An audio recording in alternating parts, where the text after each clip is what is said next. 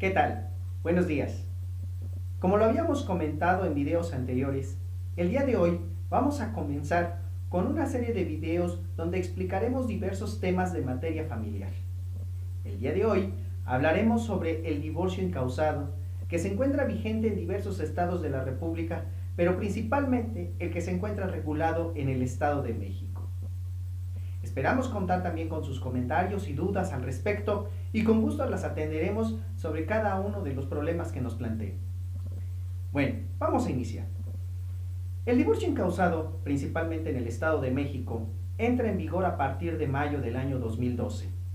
¿Y en qué consiste este nuevo procedimiento? Vamos a explicarlos.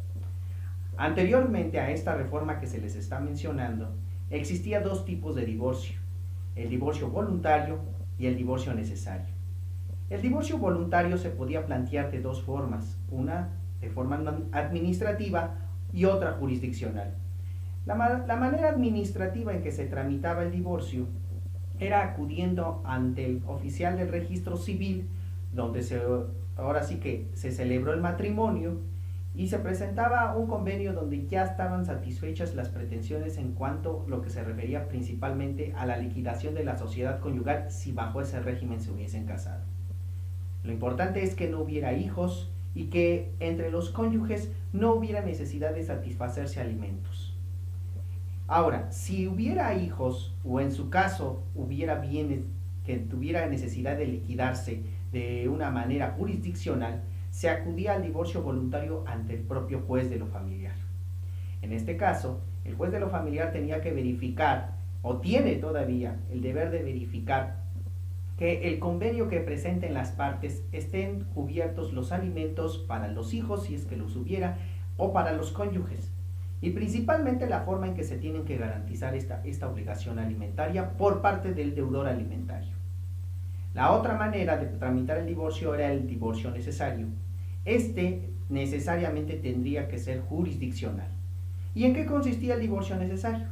En que aquel cónyuge que en un momento dado no hubiera dado motivo a alguna causa que la ley misma señala para dar rompimiento al vínculo matrimonial, podía demandárselo al otro cónyuge.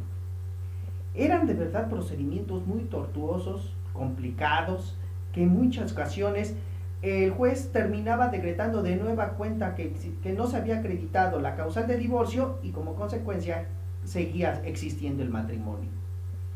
Vaya problema que siempre se enfrentaban los cónyuges, porque de todos modos la ruptura ya estaba dada, el desgaste emocional se había presentado y en su caso, si los hijos también habían sido parte del procedimiento, estos habían sido muy afectados. ¿Qué trató de hacer el legislador, principalmente del Estado de México? Evitar este último procedimiento y como consecuencia da origen a lo que se conoce como el divorcio incausado. Esto es, ya no se necesita demandar el divorcio por parte de un cónyuge hacia el otro, sino con el simple solo hecho de manifestar la voluntad de no querer continuar con el matrimonio es suficiente para que este divorcio se dé. Ya no hay necesidad de acudir a procedimientos tortuosos, como lo comenté hace unos minutos o hace unos segundos, donde se tenía que demostrar una causa que en ocasiones era muy complicada hacer. Ahora, el cónyuge solicitante del divorcio solamente tiene que anexar una propuesta de convenio, donde sean satisfechas las cuestiones de alimentos, guarda y custodia, régimen de convivencias y la forma en que se va a liquidar la sociedad conyugal. Esto hace más tranquilo este tipo de procedimientos, porque ahora primero el juez va a analizar la cuestión del divorcio. Si hubiera alguna controversia posteriormente con los puntos que señalé, entonces esos se van a tramitar en otro procedimiento. Vamos a ver esto. Aquí en el Estado de México, al momento que el cónyuge solicitante del divorcio, o divorciante como también se le conoce, tiene que exhibir, como lo comenté, una propuesta de convenio. Una vez que se presentó esta propuesta de convenio, el juez admitirá la solicitud y ordenará que se le dé vista a la parte solicitada para que ésta formule su contrapropuesta de convenio si es que no está satisfecho con el que le están proponiendo.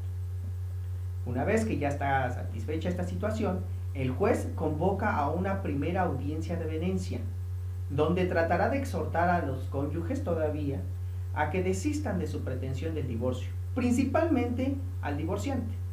Si éste insiste, el juez dará por terminada esa audiencia y señalará fecha para continuarla en otro momento.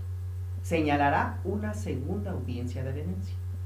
En esta segunda audiencia de venencia, de nueva cuenta el juez de lo familiar exhortará al solicitante para que desista de su pretensión o lo piense mejor si es que en un momento dado no quiere que se continúe con el trámite.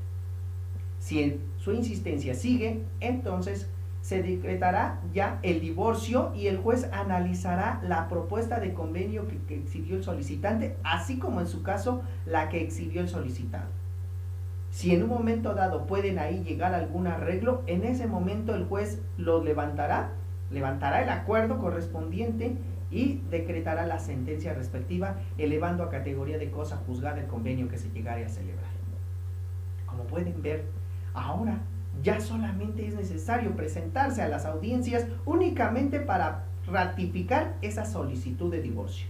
Ya no hay ninguna controversia.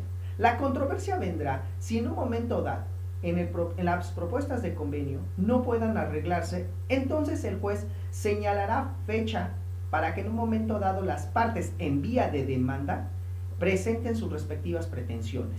Pero mientras el divorcio se decreta, ya no hay necesidad de que en un momento dado se agote todo un juicio para acreditar las pretensiones de cada uno. Ya posteriormente en la controversia que se suscite por aquellas pretensiones que no fueron satisfechas en el convenio que se contrapropuso o que se propuso en ese instante, entonces ya procederá posteriormente a llevarse un juicio donde se verá la cuestión de los alimentos, de la guardia y custodia o aquellos puntos que no hayan quedado claros al punto. Esto es un gran avance y que en un momento dado nos permitirá que se eviten estos procedimientos largos y que se afecte más a la familia en su interior. Muy criticable para muchos este nuevo procedimiento, para otros muy plausible. Lo único que nosotros tratamos de hacer aquí es exponer esta cuestión que para muchos puede ser confuso o que para muchos todavía no es comprensible. Les agradezco mucho su atención de estar aquí con nosotros y seguiremos, como lo he comentado en diversas ocasiones, subiendo temas que nos permitirán saber sobre este gran importante avance que se tiene sobre estos temas jurídicos relevantes en materia familiar.